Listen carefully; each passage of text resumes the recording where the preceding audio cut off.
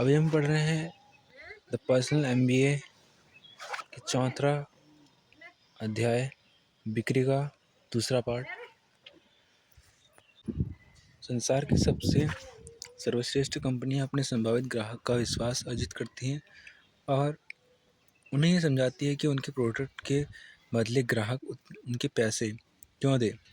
कोई भी बुरा निर्णय लेना या उल्लू बनना नहीं चाहता, इसलिए बिक्री के ज़्यादातर संभावित ग्राहक को ये बात बताया जाता है कि क्या महत्वपूर्ण है और क्या उससे यह विश्वास दिलाया जाता है कि आप जो वादा कर रहे हैं आप उसे सचमुच पूरा कर सकते हैं।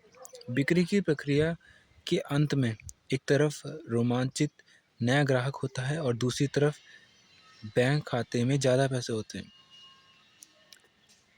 सौदा। सिर्फ एक ही बॉस होता है, ग्राहक, और वह अपने पैसा किसी दूसरे जगह खर्च करके चेयरमैन से लेकर सबसे छोटे कर्मचारी तक हर एक को नौकरी से निकाल सकता है।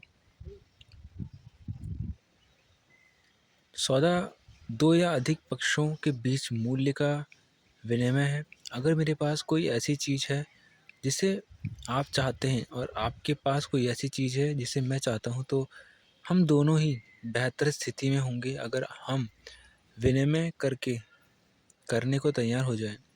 सौदा हर व्यवसाय का महत्वपूर्ण पल है। बिक्री व्यवसाय चक्र के एकमात्र बिंदु है जहां संसाधन व्यवसाय में प्रवाहित होते हैं, इसलिए सौदा पूरा करना अत्यंत महत्वपूर्ण है। कंपनी जितना खर्च करती है उससे ज़्यादा कमाई करके ही जिंदा रह सकती है और सौदे पूरे किए जाए बिना ये किसी तरह से संभव नहीं है। आप सिर्फ आर्थिक दृष्टि से मूल्यवान चीज़ें देखकर ही सौदा कर सकते हैं। अगर आपके पास कोई ऐसी चीज़ नहीं है जिसे आपके संभावित ग्राहक चाहते हैं, तो वे आपसे नहीं खरीदेंगे।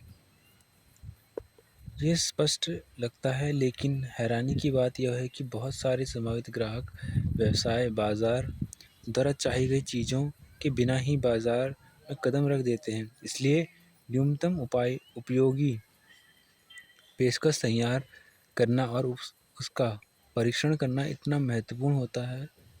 ज़िंदगी भर की बचत का निवेश करने से पहले यह तय करने का सर्वश्रेष्ठ तरीका है कि आपने खास मूल्यवान चीज़ बनाई है या नहीं।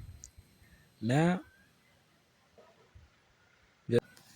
व्यवसाय शुरू करते समय आपका उद्देश्य उस बिंदु तक पहुंचना है जहां आप अपना पहला लाभकारी सौदा जल्द से जल्द कर लें, क्योंकि इसी बिंदु पर प्रोजेक्ट व्यवसाय में बदलता है।